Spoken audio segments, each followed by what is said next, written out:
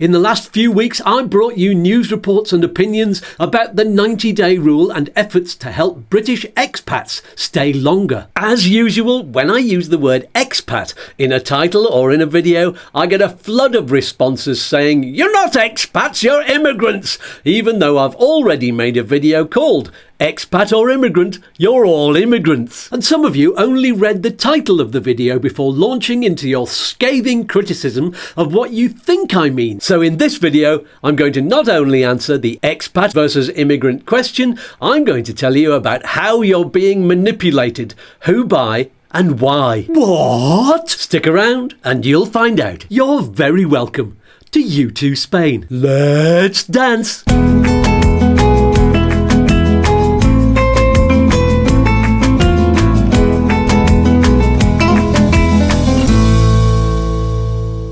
Hi, I'm Skatz from YouTooSpain. So am I. Are you an expat or an immigrant? According to the dictionary definitions, I think I'm both. They both mean someone who moves to a new country. The only difference seems to be that immigrants intend to stay indefinitely. But I know plenty of expats who don't really want to move back to where they came from. So they're immigrants. But they get called expats, and lots of them call themselves expats. True, even I call them expats, even though I don't want to. I'll come to that later. The first arguments I always get in the comments are from people going on and on about the definition of the words and having a go at Brits for calling themselves expats. Are they right? The thing is, the dictionary definitions aren't always the same, but that's just semantics anyway.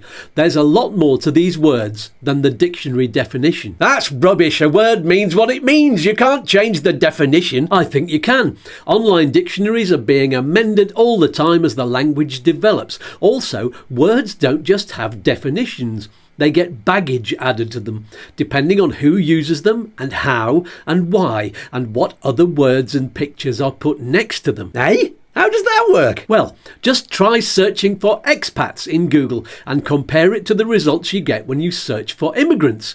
When you look for expats, you get lots of helpful websites about moving to different countries, what services are available, forums and communities, magazines, tips on whereabouts to live, properties available, bank accounts, financial management, Facebook pages and groups, news items, YouTooSpain, everything that expats need for moving abroad and living happily. Nothing negative at all. Page after page of grooviness, all with the word expat front and centre. I take it it's not the same when you search for immigrants. No, it's not. Top of the page I got news items about tensions simmering and rising costs of living. Then it was lots of statistics and studies on immigrants and refugees. Lots of dry information actually. Some of it about the benefits of immigration to the economy. Most of the sites seem to be in America actually.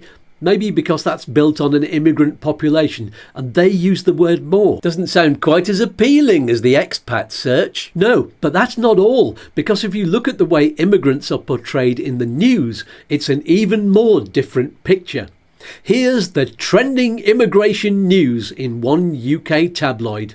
More than 300 migrants have moved into San Diego airport. Nice use of capital letters to suggest that's huge. Immigration law firms brief clients on how to lie to win UK asylum. And it's a big lie. UK finally sends plane mutiny rapist back to Somalia after 5 years. Finally. Yes, here's the start of the article. After 5 years, 24 court appearances, 20 judges and £85,000 in legal aid, Britain finally sends plane mutiny rapist back to Somalia with plush hotel, armed guards and therapy you paid for. Oh, it gets you right in the wallet. Then there's a few more juicy headlines. 4 asylum seekers being investigated after refusing to wear bracelets. And huge illegal immigrant town shoots up in Texas. They're nasty, them immigrants. Grrr. Immigrants, asylum seekers, rapists, Call them what you will. It's all a bit scary. It's enough to make you go mad, like this moment when Home Affairs Minister Claire O'Neill erupts after 80 asylum seekers, including 3 murderers and multiple sex offenders, are released into the community. But there's one big problem. Only the one. I know, it's getting worse. Why is this all happening now? Sadly, this is not new. There have been tabloid headlines for years that label immigrants or migrants or asylum seekers as criminals, and whether those terms mean the same or not, they're linked together as if they are. There was a study done on it a few years ago. 2 of the top tabloids call immigrants illegal in 10% of articles on migration. I've put a link to another study from 2009 in the video description below. The example here really nails the depravity of an identity theft by saying it was stolen from a dead mother. Then they said she died after childbirth. Did they kill her? No, they just stole someone's identity. I mean, yeah, that's a crime, but they didn't have anything to do with the tragic death of the mother and her baby. But they claimed benefits for over 8 years. Ah, yes,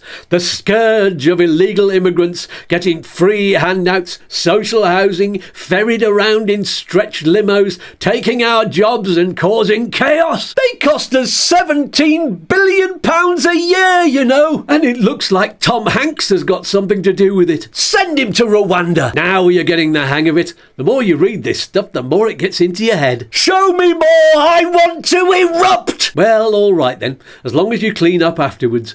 Here are a few classics. All of them seem to be from 2015 and 2016. I wonder why that is. I don't care! Feed me, Seymour! This is the infamous "Swarm on Our Streets" headline. They even made sure it was explained above the pictures.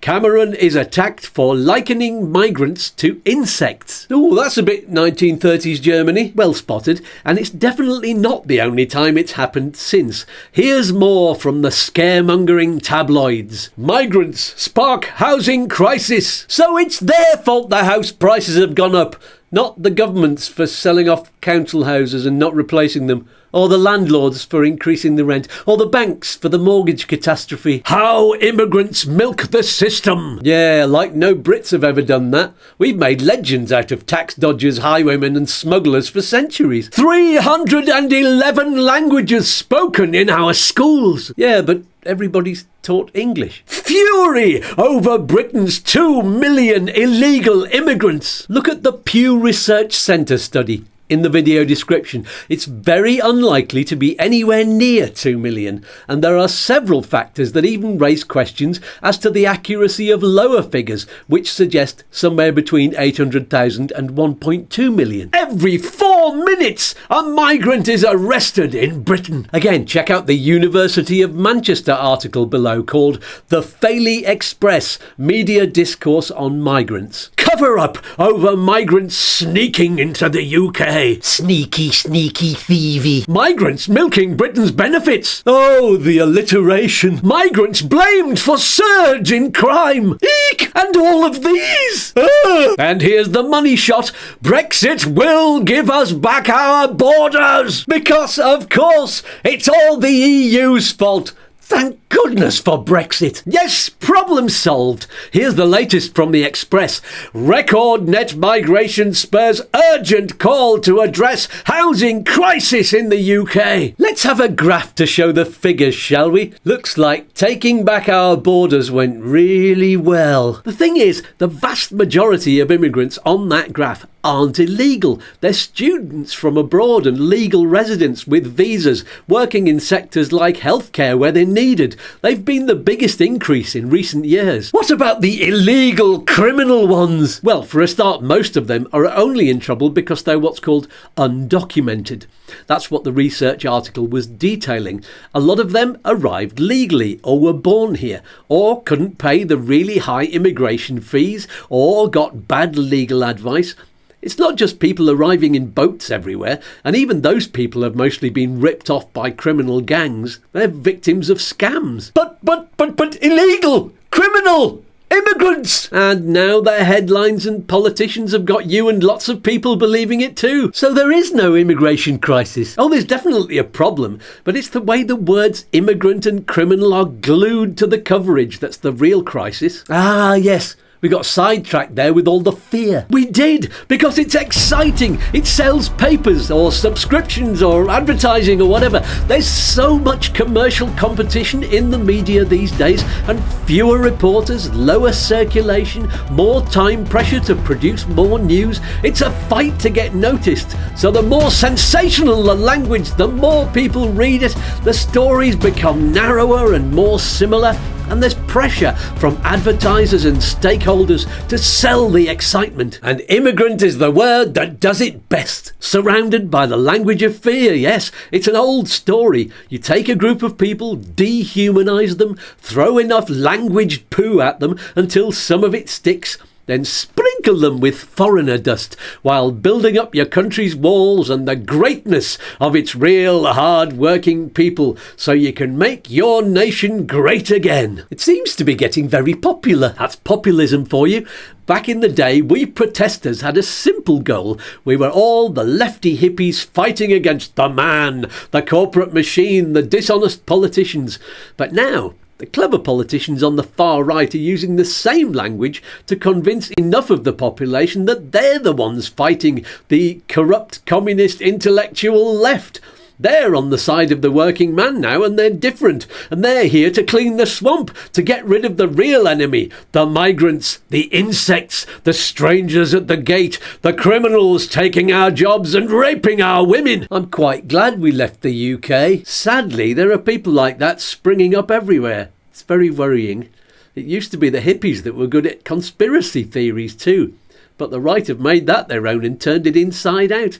There are places now where you can't tell who are the goodies and who are the baddies, and who's telling the truth, and the media are stuck in a commercial battle for survival. So what can we do? Well, you can't fight the anti-intellectuals by being more intellectual. Although I've given it a go by putting as many responsible studies in the video description below to back up what I'm saying. And at the end of the day, all I know is this. What? We've wandered off the point. But at least we know that we don't want to be called immigrants. Actually, I do. If we were all called immigrants, we wouldn't treat the ones we usually call immigrants worse than ourselves. So why don't you do that then? You put expat in the title, you hypocrite. Well, there's the rub, as Shakespeare would say. I want Brits and other expats to watch my videos and read my website. And to find those, they mostly use the word expat in the search engine because of all the great positive information that's available under that search term. It's the algorithm. Exactly. If I changed the titles to say immigrant, this channel would disappear. I don't want to disappear. Nor do I. And I'm not enough of an influencer to convince enough channels and websites to make the change and risk disappearing themselves. Oh, we'll just carry on as we are then. Yep. Until we're huge and in charge of the internet. And all will bow down to me. I think you should lie down. Yeah. Peace and love, peas and fluff. See you on the next video. Let's dance.